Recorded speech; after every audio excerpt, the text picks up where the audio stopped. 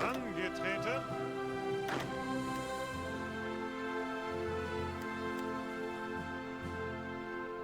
Angetreten. Zuhören. Angetreten.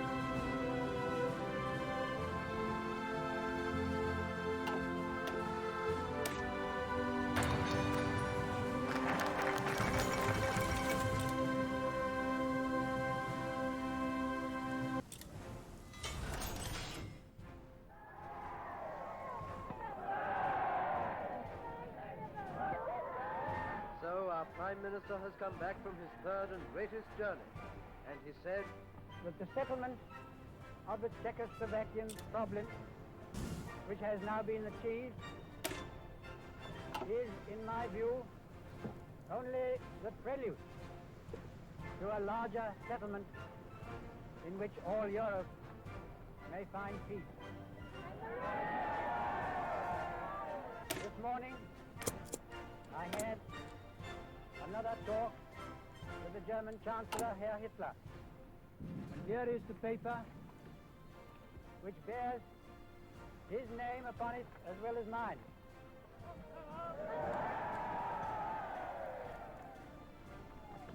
Some of you perhaps have already heard what it contains, but I would just like to read it to you. We, the German Führer and Chancellor, and the British Prime Minister have had a further meeting today and are agreed in recognizing that the question of Anglo-German relations is of the first importance for the two countries and for Europe. We regard the agreement signed last night and the Anglo-German naval agreement as symbolic of the desire of our two peoples never to go to war with one another again. We are resolved that the method of consultation shall be the method adopted to deal with any other questions that may concern our two countries, and we are determined to continue our efforts to remove possible sources of difference and thus to contribute to assure the peace of Europe.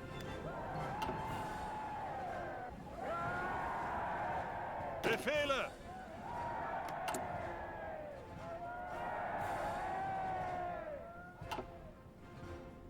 Bereit! Zuhören!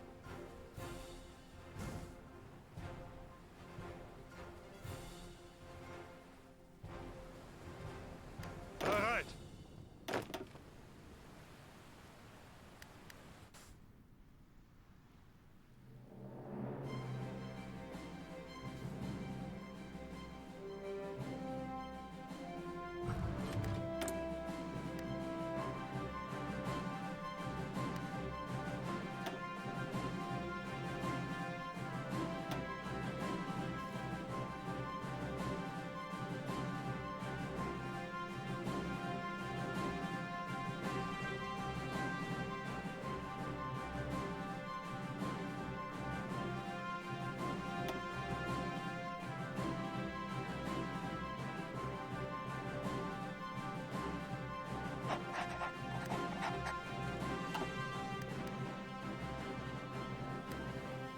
Achtung!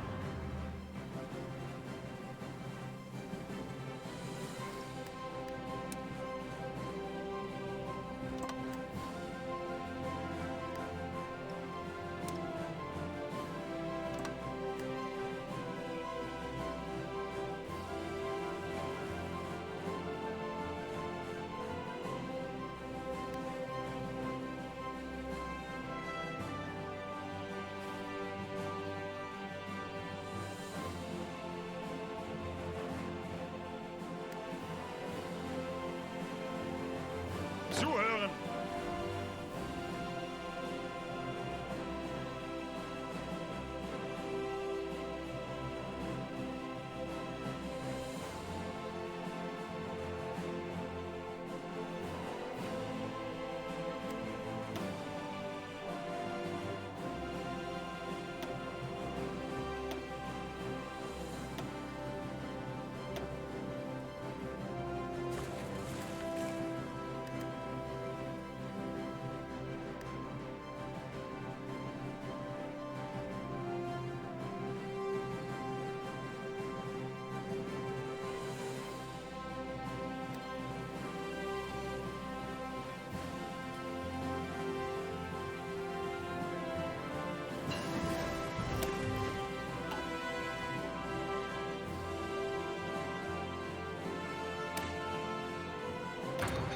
Befehle.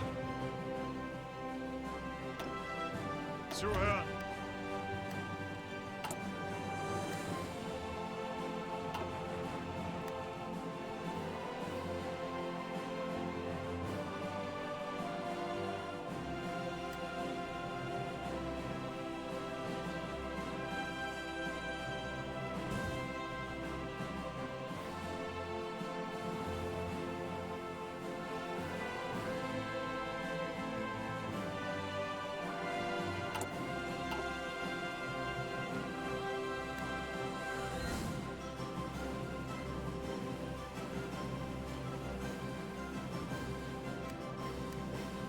Achtung! Zuhören!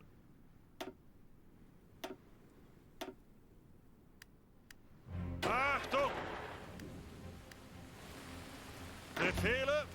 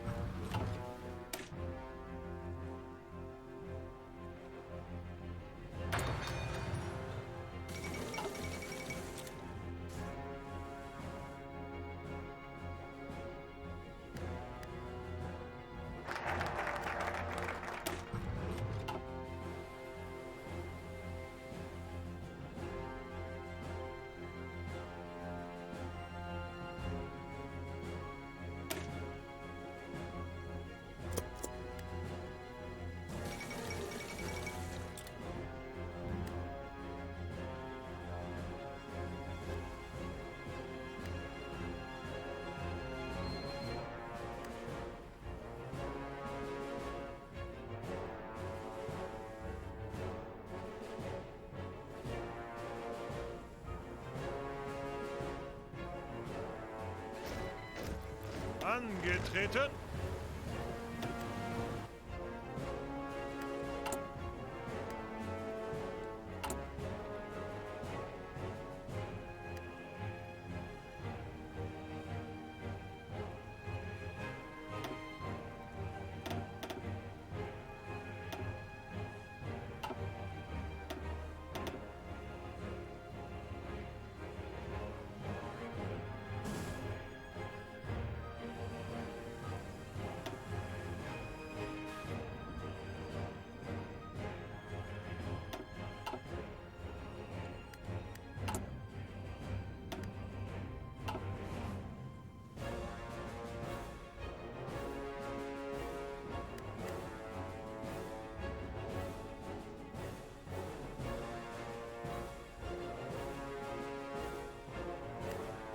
Bereit zum Ausrücken.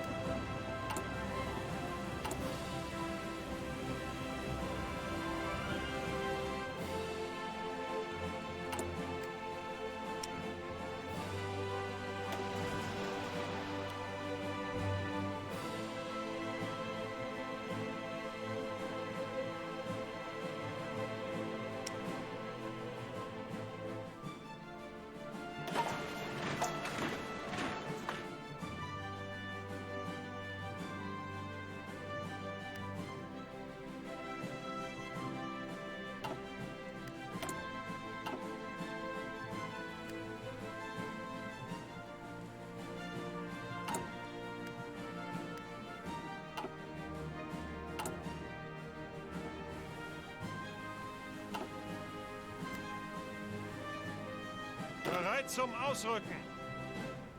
Ihre Befehle? Ihre Befehle? Zuhören.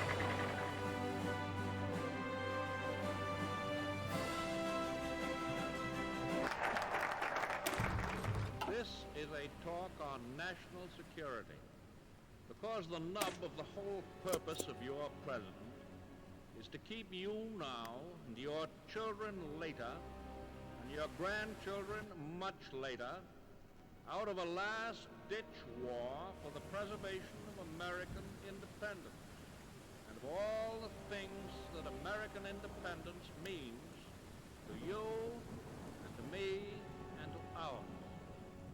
Never before, since Jamestown and Plymouth Rock, has our American civilization been in such danger as now.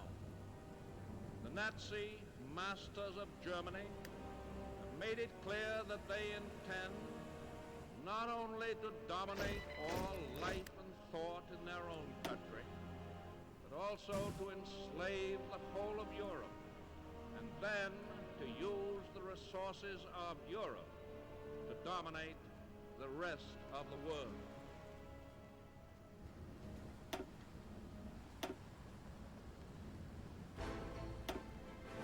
In view of the nature of this undeniable threat, it can be asserted properly and categorically that the United States has no right or reason to encourage talk of peace until the day shall come when there is a clear intention on the part of the aggressor nations to abandon all thought of dominating or conquering the world.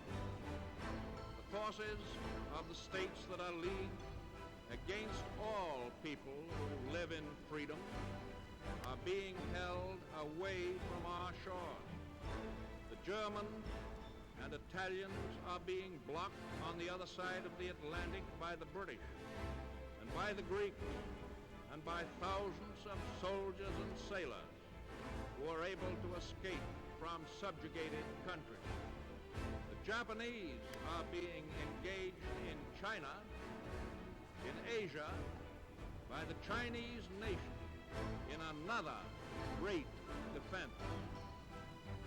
In the Pacific Ocean is our fleet, a gun loaded with explosive bullets, economic as well as... Angetreten.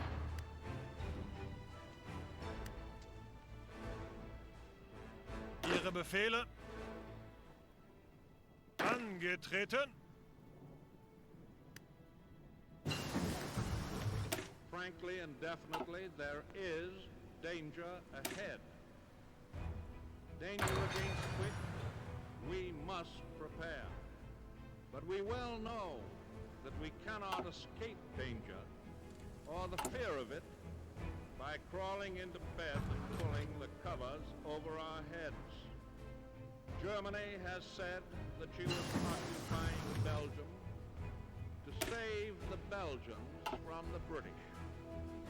Would she hesitate then to say to any South American country, we are occupying you to protect you from aggression by the United States?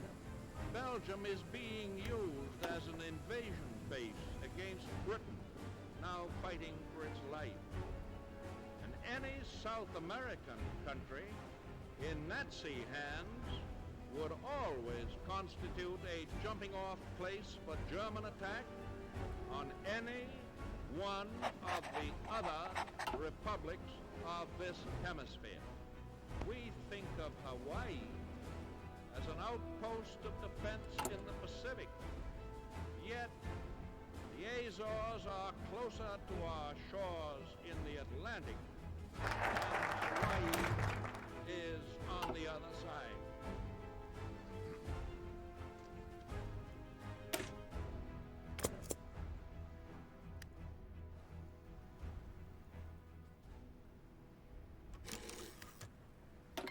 There are those who say that the Axis powers would never have any desire to attack the Western Hemisphere.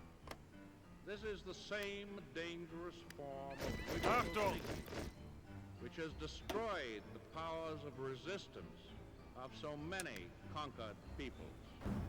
Let us no longer blind ourselves to the undeniable fact that the evil forces which have crushed and undermined and corrupted so many others are already within our own gates. Your government knows much about them, and every day is ferreting them out. Their secret emissaries are active in our own and neighboring countries. They seek to stir up suspicion and dissension, cause internal strife.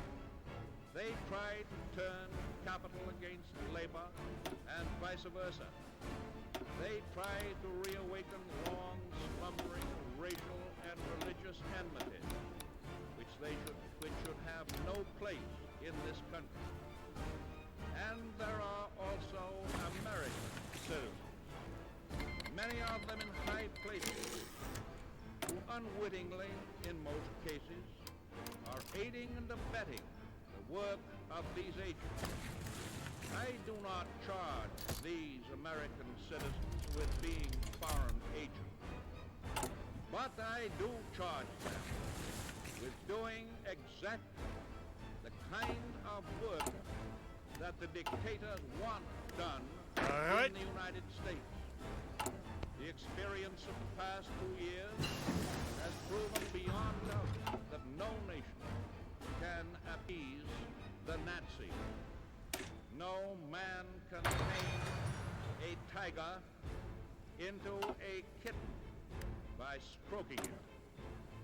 There can be no appeasement with ruthlessness. There can be no reasoning with an incendiary bomb.